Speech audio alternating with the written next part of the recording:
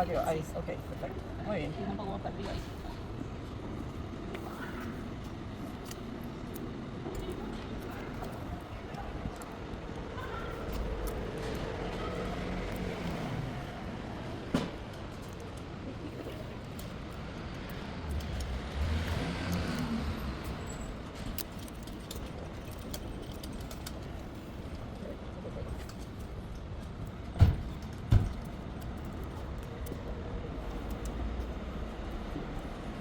Muchas gracias.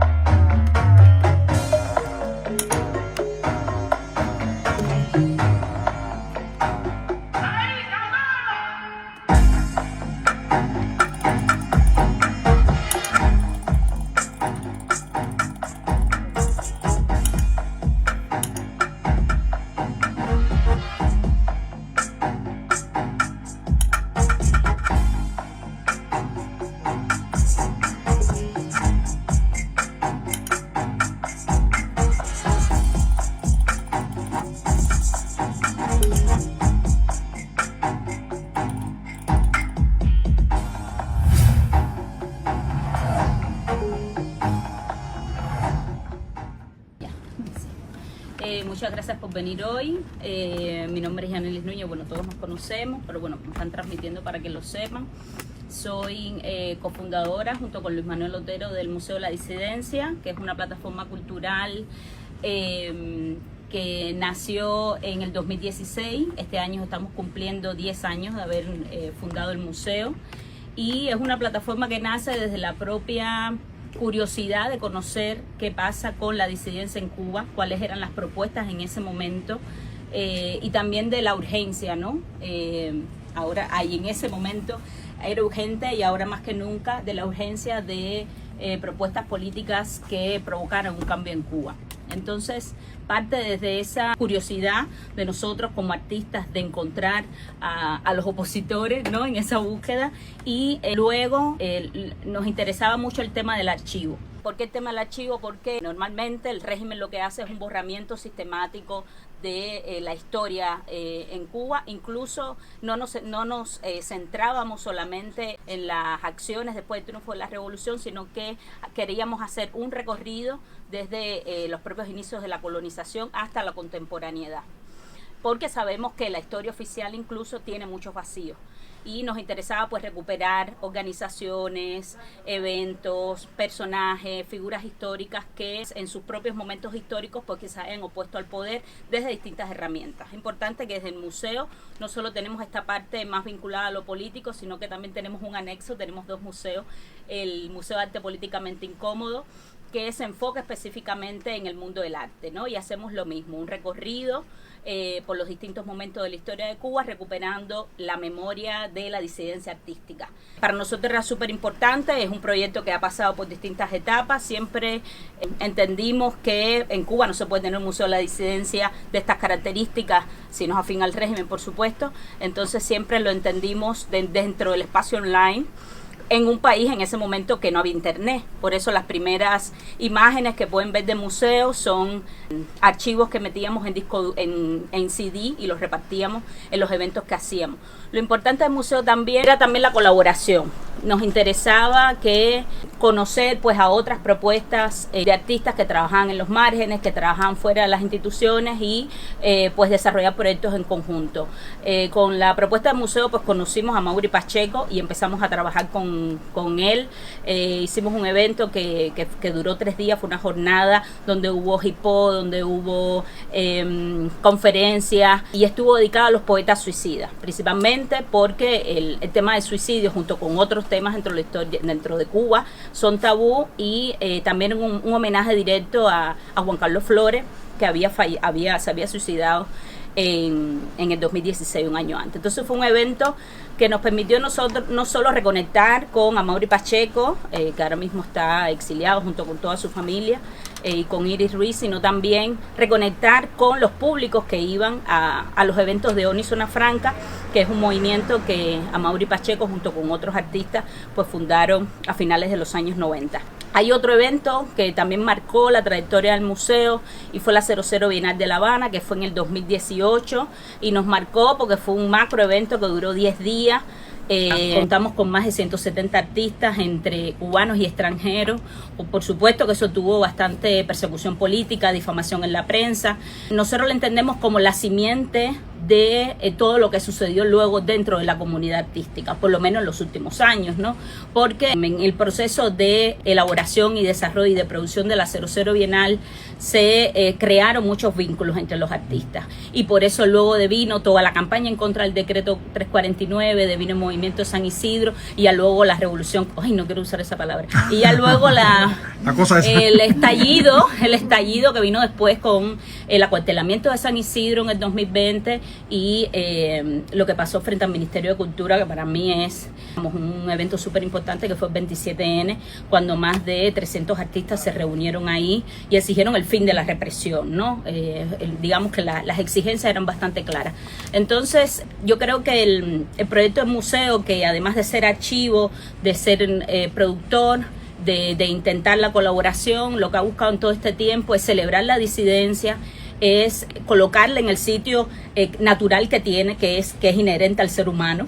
Y nosotros partíamos desde un concepto básico que se puede encontrar en el diccionario de la Real Academia, que es tener una opinión distinta al otro, ¿no? Entonces, sin ninguna connotación, digamos, ideológica o sin otra connotación, digamos, más teórica, nosotros partíamos de ese concepto y, digamos, el principio era ese, ¿no? Era unir una noción tan arraigada en la sociedad como es el museo, es decir, un museo no puede ser un espacio de daño, pensando ya en la comunidad, ¿no? A un concepto estigmatizado en Cuba como es el ser disidente. Y entonces la primera identidad, que es algo que hemos mantenido, o los símbolos que dan cuenta de esa identidad, son figuras que las personas en Cuba conocen, ¿no? Que es el Indio Atuey, José Martí, es Fidel Castro en su momento de disidencia y Osvaldo Payá, que bueno, hicimos varias encuestas para ver qué opositor en la contemporaneidad pues podía representar a esa disidencia después del triunfo de la revolución. Un poco la genealogía del museo, y bueno, quiero enfocarme en la web un poco. En la web tenemos categorías nuevas, mantenemos el archivo de memoria de figuras, organizaciones, instituciones, personalidades, en fin, acciones específicas, aunque no sea un movimiento consolidado que a lo largo de la historia se haya opuesto al poder. Mantenemos ese archivo, que es un archivo en crecimiento. Si pueden luego ir a la web, ahí está luego el QR. Pueden ver que, bueno, todavía le falta mucha información porque es un archivo en crecimiento, pero incorporamos nuevas categorías como derechos humanos, porque el museo le interesa hacer incidencia política, ¿no? Entonces, pues participamos de comunicados, participamos de conversaciones ahí en los lugares en los que podamos acceder. Ahí está nuestra participación en el SER, en la CEDAW, también las conversaciones que hemos podido tener con otras organizaciones y la participación en campañas colectivas, ¿no? Hay una que incluimos, que ya está en la web, que es una campaña regional que se llamó Está pasando de nuevo, y era una actualización de las dictaduras en la región, ¿no? Y nos unimos a esa campaña que hablaba principalmente de las dictaduras en Nicaragua, Venezuela y Cuba, y bueno, la situación de todos los presos políticos en estos tres países. Entonces, esta es una categoría nueva que está en la web. Mantenemos la categoría de la galería, que es un espacio que le permite al propio museo pues proponer exposiciones online, pero también pues invitar a otros artistas a participar y que puedan hacer uso de esa galería virtual. Y tenemos también la parte de las colaboraciones, que es un blog. Ahí pueden haber ensayos, pueden haber crónicas, reseñas, incluso pues textos poéticos.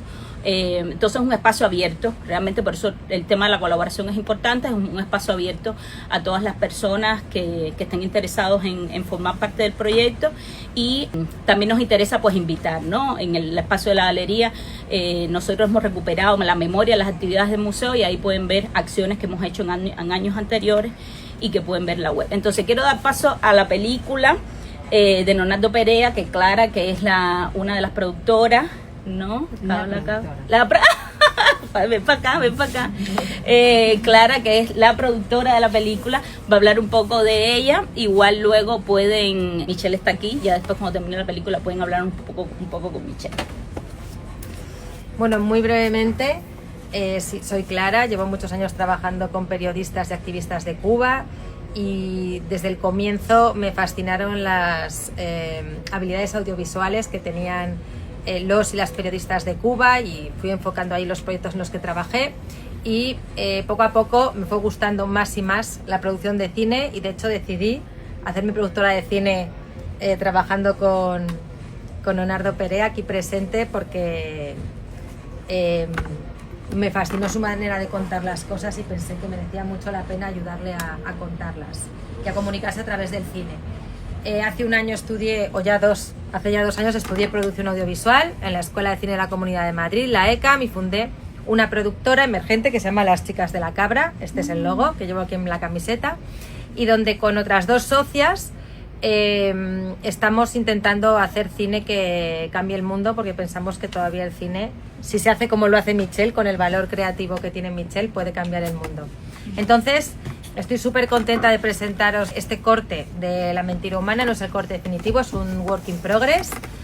Todavía, bueno, hay que seguir trabajando en él, hacer la postproducción, etcétera, pero sí que es ya un corte en el que se ve claramente el espíritu de la película. Es una película experimental, como suele hacer Leonardo, que se mueve un poco entre el documental, la realidad y la ficción. Y bueno, yo pienso que os va a gustar mucho, es una película alucinante y bueno, cualquier cosa que queréis preguntarnos al final, aquí estamos. Gracias. Gracias. Yo quisiera alterar un poquito el orden, como estamos transmitiendo por A por Invertido y vamos a cortar aquí la transmisión para que el público no se quede sin saber. Yo quisiera poder tener la oportunidad de hacer una pregunta a cada uno de ustedes. Dale. Claro, por supuesto. En el orden, primero, en estos días se debe cumplir la condena de Luis y todo el mundo está muy expectante con eso. Yo quisiera, Yanely, que nos pudieras contar un poco qué se sabe de la situación de Luis actualmente. O sea, ¿hay un plan del régimen de hacerlo cumplir hasta el último minuto o hay un peligro que incluso pueda pasar algo más? Realmente siempre hay un peligro, no se puede confiar en el régimen, entonces por eso es la campaña que estamos haciendo ahora en el último mes que le queda a él de extinción de esa condena. Lo estamos haciendo con Cubalex, donde cada día un artista acompaña pues ese día con una ilustración, una pintura, y más que nada es para que las personas miren a las prisiones cubanas, no solo en el caso de Luis, pero que miren a las prisiones cubanas para alertar que le pueden fabricar una causa, lo pueden provocar para que ocurra una riña y que se vea involucrado, lo pueden acusar de cualquier cosa. Realmente no tenemos comunicación, le cortaron las llamadas internacionales hace ya par de semanas, entonces realmente no he podido hablar con él, pero sí a través de otros presos, sí tengo noticias de él. Está bien, realmente no, hasta el momento no tenemos pues una noticia grave de su parte, que le han dicho que el 9 no va a salir. Lo que yo sí creo que el 9 no lo dejarán salir porque están las vísperas del 11 de julio y ya estamos viendo en los últimos días todos los influencers, todos los activistas. El mismo Luz estaba diciendo que su papá tenía vigilancia policial. Entonces estamos viendo que empieza todo el despliegue policial y de represión en víspera del 11 de julio. Entonces yo no creo que quieran tener a Luis el 11 de julio en la calle, aunque Cuba sea distinta a la del 11 de julio de 2021, incluso a la Cuba que Luis conoció en ese momento. Pero hay bastantes protestas en las calles y Luis sigue siendo un líder de opinión. Entonces no creo que lo tengan en la calle el 9 de julio, pero bueno. El 9 de julio es cuando debiera, según su ley, es como está en el Tribunal Supremo, que lo dijo la última exigencia legal que le hicimos, que era que Luis ya había cumplido su condena. Ellos dijeron que no, porque había cometido indisciplina, no le dieron el beneficio. En fin, el último papel que tenemos de ellos, que ellos se lo sacan de la manga, es que debe salir el 9 de julio. Pero todo puede cambiar. No sé. Ya, perfecto. Y si tú nos permitieras pasar ahí al frente y hacerte que nos hable un poquito de tu película para el público que está conectado, claro, porque vamos a transmitir, terminar la transmisión.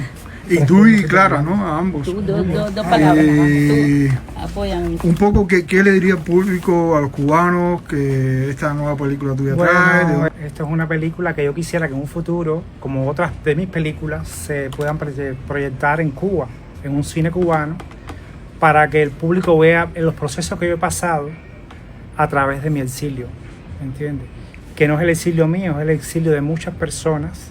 Yo simplemente lo hago desde mi punto de vista, de ser humano, que está pasando por un proceso complicado. Pero no soy yo que está pasando procesos complicados, todos estamos pasando un proceso complicado. Lo que no todo el mundo lo lleva a la pantalla de mis películas. Para completar un poco, decir que, como ha dicho Michelle, su cine es muy autorreferencial, pero a la vez muy universal. Es decir, cualquier persona puede entender perfectamente el proceso por el que pasa y tiene una capacidad de comunicar a través del audiovisual muy, muy potente. Y yo estoy segura de que esta película se va a proyectar en Cuba, completamente segura, y ahí estaremos para presentarla. Y de momento necesitamos fondos para la postproducción, para poder terminarla, para poder estrenarla de manera general cuando ya esté completa y presentarla a festivales. Entonces, pues desde aquí hacemos este llamamiento. Si alguien quiere colaborar con el cine cubano por los derechos humanos de calidad, tiene que apoyar a Leonardo Perea. Gracias. Muchísimas gracias a ustedes.